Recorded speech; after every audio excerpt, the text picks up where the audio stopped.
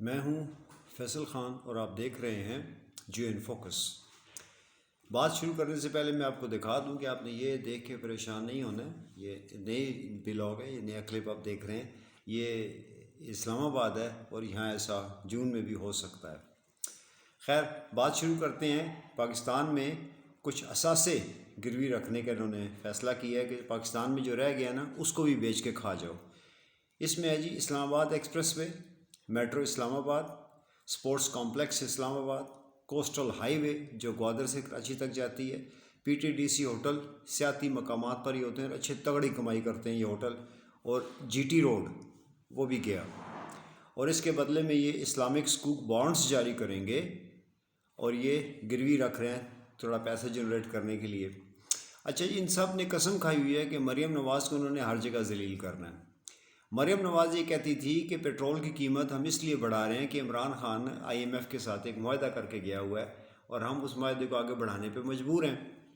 لیکن آج ہمارے ہر دل عزیز وزیر اعظم نے کہا ہے کہ ہم پیٹرول کی قیمت اس لیے بڑھا رہے ہیں کہ عالمی منڈی میں اس کی قیمت بڑھ رہی ہے، اس کا آئی ایم ایف سے کوئی تعلق نہیں ہے۔ اچھا، غلام دستگیر خان صاحب نے ایک پروگرام میں بیٹھ کے کہا ہے جی کہ ہمیں عمران خان کو اس لیے اتارنا پڑا کہ عمران خان کا پروگرام تھا کہ 100 جج لگاؤں گا اس میں احتساب عدالتوں میں، اور جتنے بڑے بڑے ڈاکو نظر آتے ہیں سارے کے سارے سال کے آخر میں جیلوں میں ہوں گے۔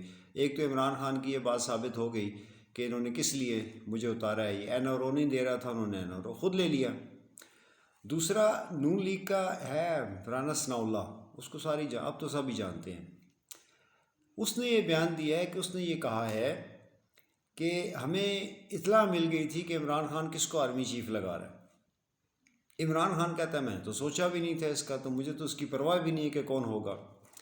اب یہ چھوٹی سی بات ہے، پھر کسی وقت تفصیل سے اس پہ بات کریں گے۔ اس کا مطلب یہ ہے کہ کوئی ان کو نون لیگ والوں کو ڈرا رہا تھا کہ عمران یہ کرنے لگا ہے، عمران وہ کرنے لگا ہے، عمران وہ کرنے لگا ہے، بھاگو دوڑو پکڑو گراؤ۔ اچھا، جو ڈرا رہا تھا وہ کون تھا؟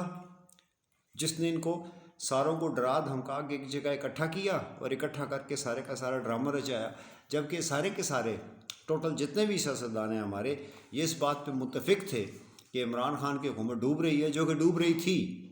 13 ماہ رہ گئے ہیں الیکشن میں، ابھی اس کو مزید مہنگائی کرنی پڑے گی، جو اس کو کرنی تھی، ہونا تھا یہ شاید اتنی نہ ہوتی لیکن ہوتا، تو اس کے بعد ہم اس کو الیکشن میں ہرا دیں گے، اور ہونا بھی ایسی تھا۔ عمران 40 سیٹیں بھی لے جاتا تو بہت بڑا معجزہ ہوتا۔ پھر وہ کون ہے اور اس کی وجوہات کیا ہیں کہ عمران خان کو اتارا گیا؟ وہ کون تھا جو امریکہ کو یہ اطلاع دے رہا تھا کہ عمران خان چائنا اور روس کے ساتھ اپنے معاملات کو اکیلا خود آگے بڑھا رہا ہے، ہمارا اس سے کوئی تعلق نہیں ہے؟ پھر خان کو خود کہنا پڑا کہ سارے کے سارے آن بورڈ تھے۔ یعنی کچھ چیزیں، کچھ حقیقتیں ایسی بھی ہیں جو امریکہ پہ بھی اب کھل رہی ہیں کہ اب آپ مانیں یا نہ مانیں، آنے والے دنوں میں، آنے والے مہینوں میں، ہفتوں میں یا سالوں میں آپ کو پتہ چلے گا کہ امریکہ کو بھی استعمال کیا کہ یہ جو کچھ کر رہا ہے اکیلا کر رہا ہے، جبکہ یہاں اس کو بیٹھ کے پورا سپورٹ کیا جا رہا تھا، اور پھر کہا گیا جی سب کچھ اکیلا کر رہا ہے۔ ان کیمرہ اجلاس ہو رہا ہے جس میں آرمی چیف اور آئی ایس آئی کا ڈائریکٹر چوروں، اچکوں، ڈاکوؤں اور لٹیروں کو پاکستان کی سیکورٹی صورتحال پہ بریفنگ دیں گے، اور وہ بریفنگ انشاءاللہ 10 لائنوں کی ہوگی تو 20 لائنیں اپنے پاس سے ڈال کے اپنے بایولوجیکل فادر تک پہنچا دیں گے۔ جنرل فیض کا نام کیوں اتنا زیادہ آتا ہے؟ جب یہ رجیم چینج کی کچھ بند کمروں میں، بڑی جگہوں پہ، ایئر کنڈیشن کمروں میں جب بات ہو رہی تھی تو وہاں پہ جنرل فیض ایک واحد آدمی تھا جو کہ آئی ایس آئی کا ڈائریکٹر تھا اسلام آباد کا، ظاہر و زیادہ باخبر آدمی تھا۔ تو اس نے ان کو کہا تھا، واحد اکیلی آواز تھی، اس نے کہا تھا ایسا نہیں کرو عمران کے ساتھ، عمران خان ابھی بھی بڑا مقبول ہے اور بہت زیادہ لوگ اس کے ساتھ ہیں، تو ایسا نہیں کرو۔ تو اس بات کے جواب میں کہہ کے پورے کمرے میں باقاعدہ اونچی آواز سے کہہ کے لگا کے نا جنرل فیض کا مذاق اڑایا گیا تھا، اور شاید یہی وہ بات تھی جس کی وجہ سے یہ مس انڈرسٹینڈنگ پیدا ہوئی کہ جنرل فیض جو ہے یہ اس کا بندہ ہے یا اس کو چاہتا ہے یا وہ ہے۔ اس نے ایک انفارمیشن دی تھی تو اس کے جواب میں کہہ کے لگے تھے۔ اب وہ کہہ کے لگانے والے کہاں ہیں؟ میں ان کو ملنا چاہوں گا کہ جنہوں نے کہہ کے لگائے تھے۔ اچھا، ڈی جی کی میٹنگ میں یہ بڑا کہانی چل رہی ہے کہ D G I S P R نے آ کے کہا جی کہ ہم نے کہا تھا کہ یہ مداخلت ہے، یہ سازش نہیں ہے، اور ہم اپنی مرضی کی بات نہیں کرتے، بلکہ ہماری جو ایجنسی ہیں انہوں نے تفتیش کی تھی، اور تفتیش کی بیس پہ ہم نے یہ رپورٹ میٹنگ میں رکھی تھی۔ پھر جب ان سے سوال کیا گیا کہ جو میٹنگ ہوئی تھی، جب سابق وزیر اعظم خان وہاں بیٹھا ہوا تھا تو سارے چیف وغیرہ بیٹھے تھے، سویلین بھی بیٹھے ہوئے تھے، تو انہوں نے کہا جی اس میٹنگ میں کیا ہوا تھا مجھے پتہ نہیں ہے، میرے پاس اس کے منٹس نہیں ہیں، میرے پاس اس کی تفصیلات نہیں ہیں۔ ایک طرف انہوں نے کہا جی کہ وہاں پہ ہم کیا لے کے گئے تھے، ایجنسیز کی تفتیش لے کے گئے تھے، ہم نے اپنی رائے نہیں دی تھی۔ اچھا، اس کے بعد اسد عمر صاحب جو وہاں اس وقت موجود تھا، اسد عمر وہاں بیٹھا ہوا تھا، اسد عمر نے کہا جی کہ ایک وردی والا، جب اسے پوچھا گیا اس کا نام تو کہتا جی نام نہیں لوں گا میں، کیونکہ یہ میٹر آف کانفیڈینشیل یہ خفیہ چیز ہے، میں بتا نہیں سکتا۔ ایک وردی والے نے ہمیں کہا تھا کہ یہ بلنٹ مداخلت ہے، سراسر مداخلت ہے، اور اس کے بدلے میں ہمیں امریکہ کو ڈیمارش کرنا چاہیے، ہمیں امریکہ سے احتجاج کرنا چاہیے کہ اس نے مداخلت کی ہے، اور یہ تفتیش نہیں ہے لیکن ہماری یہ رائے ہے۔ وہیں پہ شیریں مزاری ہی بیٹھی ہوئی تھیں، اور حماد بھی تھا شاید وہاں پہ، حماد اظہر۔ انہوں نے کہا جی کہ کسی قسم کی کوئی تفتیش والی رپورٹ یا کوئی ہمارے سامنے ایسی رپورٹ پیش نہیں کی گئی کہ جس میں کہا گیا آئی ایس آئی نے، ایم اے نے یا کسی اور ادارے نے تفتیش کی ہے اور یہ تفتیش کی رپورٹ ہے، یعنی وہاں تفتیش کی کوئی رپورٹ نہیں تھی۔ مزید اس کے اوپر کچھ کہنے کی ضرورت نہیں ہے۔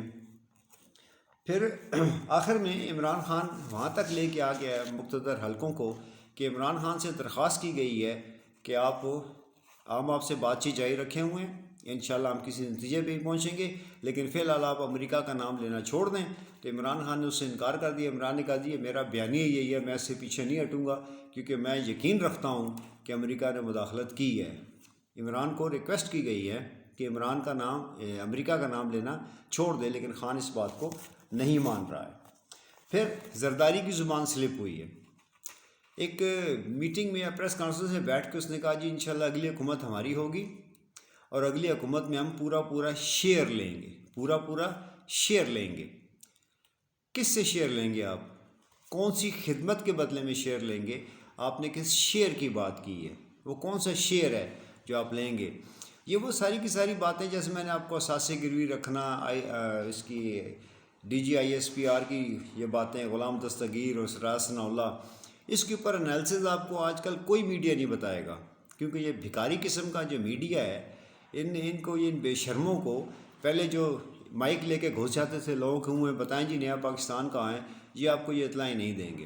تو زرداری صاحب کو یہ بتانا چاہیے کہ وہ کس سے شیئر لیں گے اور کون سے شیئر کی بات کر رہے ہیں، انہوں نے خدمت کون سی کی ہے جس کا وہ شیئر مانگ رہے ہیں۔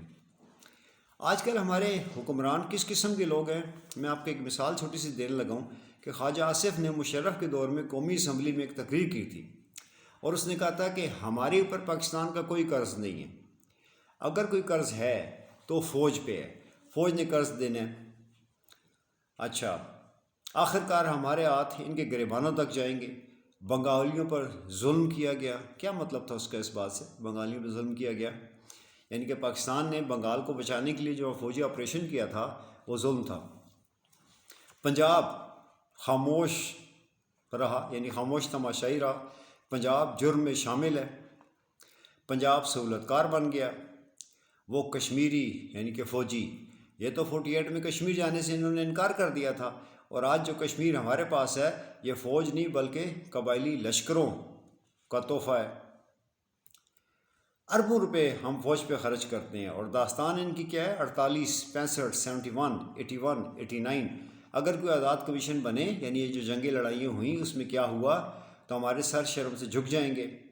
آج بھی یہ سینہ چوڑ کر کے ڈیفنس بجٹ کو کلیم کرتے ہیں۔ فوج نے قوم کی ہڈیوں سے گوشت بھی اتار لیا ہے۔ انہوں نے قوم کو جاہل رکھا، غریب رکھا، مفلس رکھا۔ ہمارے پاس پینے کے لیے پانی نہیں ہے، اسکول نہیں ہے، تعلیم فالٹی ہے۔ اگر پاکستان ویلفیئر اسٹیٹ ہے تو صرف افواج پاکستان کے لیے تعلیم، صحت، جائیداد، عیاشیوں کی گارنٹی اگر کسی کو ملتی ہے تو فوجوں کو پلاٹوں کے، فلیٹوں کا، کوٹھیوں کی گارنٹی ملتی ہے۔ یہ خواجہ آصف کہہ رہا ہے، قومی اسمبلی میں ریکارڈ پہ موجود ہے۔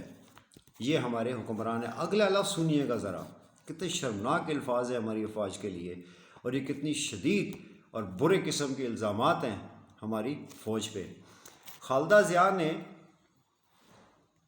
اچھا خالدہ ضیاء نے چیف کیا اس میں لکھا، شاید اس نے کہا تھا کہ خالدہ ضیاء نے ایک چیف کو، خالدہ ضیاء نے ایک چیف کو برخاست کیا تھا نا، ڈسمس کر دیا تھا، نوکری سے نکال دیا تھا، جیسے مشرف کو کیا تھا اس نے، نواز شریف نے. تو اس کے بعد وہاں کوئی ہلچل نہیں ہوئی، وہاں پہ کسی قسم کی بغاوت نہیں ہوئی، کوئی مارشل لا نہیں لگا. تو میں ایک محفل میں کہتا ہے بیٹھ کے بات ہو رہی تھی، یہ اب پاکستان کی بات ہو رہی ہے، کہ میں وہاں بیٹھا ہوا تھا محفل میں بات کر رہا تھا کہ خالدہ ضیاء نے اپنے چیف کو ہٹایا، اس کی کا نیا لگایا، وہاں کوئی ہلچل نہیں ہوئی، کوئی مارشل لا نہیں لگا، کچھ نہیں، گڑبڑ نہیں ہوئی. تو وہاں ایک بندہ بیٹھا ہوا تھا، تو وہ کہتا ہے جی اصل میں بنگلہ دیش میں، کیونکہ پہلے پاکستان کے ساتھ تھا تو فوجی ہماری تھے جو ہم نے ٹرین کیے تھے. انہوں نے کہا جی کہ پی ایم اے کے تربیت یافتہ جنرل اصل میں بنگلہ دیش میں ختم ہو گئے ہیں، اب ان کے جو جنرل ہیں نا اپنے ذاتی ٹرینڈ کردہ آئے ہیں، اس لیے وہاں پہ کچھ نہیں ہوا. اس کے اوپر مزید میں اب کیا کہوں، یعنی کہ ہمارے اوپر وہ والے حکمران مسلط کیے ہیں جس نے کیے ہیں، آفرین ہے اس شخص کو، اس کو میڈل ملنا چاہیے کہ مریم کو چھوڑے، نواز شریف کو چھوڑے، اس کے پیچھے جو ان کے دوسرے جو اٹھائی گیرے ہیں، چھوٹے چھوٹے ان کے جو ہرکارے ہیں، جو ہنڈے ہیں، ان کی چھوڑیں. خواجہ آصف نے یہ الفاظ استعمال کیے تھے قومی اسمبلی میں ہماری فوج کے لیے، اور یہ اس وقت ہمارے اوپر حکمران بھی ہیں. اور ابھی لوگ کس چیز کے شک میں پڑے ہوئے ہیں کہ کیونکہ اسٹیبلشمنٹ عمران خان کے خلاف ہے لہذا عمران خان واپس نہیں آ سکے گا. تو میں آپ سب کو ایک بات بتا دوں، یہاں گالیاں دینے والے، ذلیل کرنے والے، الزام لگانے والے، میڈیا کے تھرو بیٹھ کے 24 دفعہ گالیاں دینے والے، پاکستان کے اندر مریم نے نعرے لگوائے یہ جو دہشت گردی ہے اس کے پیچھے وردی ہے، تو مریم کہہ رہی تھی بالکل ٹھیک کہہ رہے ہو بیٹا، آپ ٹھیک کہہ رہے ہو. آپ کو بتانے کی ضرورت نہیں ہے یہ کتنے گھٹیا الفاظ استعمال کرتے ہیں، کتنے گھٹیا زبان استعمال کرتے ہیں فوج کے لیے. اگر یہ اقتدار میں آ سکتے ہیں نا تو عمران جیسے بندے کو تو کوئی روک ہی نہیں سکتا، کوئی نہیں روک سکتا. لہذا آپ اپنے اندر اعتماد رکھو، اپنی سیلف اسٹیم کو قائم رکھو، بڑا رکھو کہ اتنے چھوٹے اٹھائی گیرے سفید سوٹ اور کاٹن لگا کے گاڑیوں میں پھرنے والے غنڈے اور بدماش، چور اور چکے ہونے کے باوجود اوپر سے وہ پھر افواج پاکستان کو گالیاں دیں اور پھر وہ اقتدار میں آئیں یا لائے جائیں. تو اگر ایسے آ سکتے ہیں نا تو خان کا راستہ کوئی نہیں روک سکتا. اپنی سیلف اسٹیم کو برقرار رکھیں اور اس اعتماد کے ساتھ آگے بڑھتے رہیں آہستہ آہستہ. جس طرح آپ کو خان لیڈ کر رہا ہے وہ بڑی عقلمندی سے آپ کو لیڈ کر کے لے کے جا رہا ہے. اس نے ایک اپنا ٹارگٹ سیٹ کر لیا ہے اور وہ ٹارگٹ اچیو کر لے گا. آپ کے دل میں شک نہیں ہونا چاہیے کہ وہ اس لڑائی کو جیتے گا نہیں.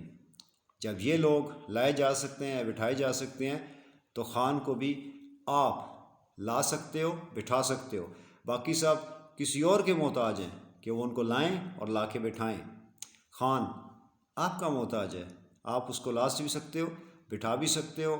آپ اس کو لاؤ گے بھی، آپ اس کو بٹھاؤ گے بھی. آپ جہاں بھی ہو، اللہ آپ کو اپنی حفظ ایمان میں رکھے. انٹل وی میٹ اگین، اللہ حافظ.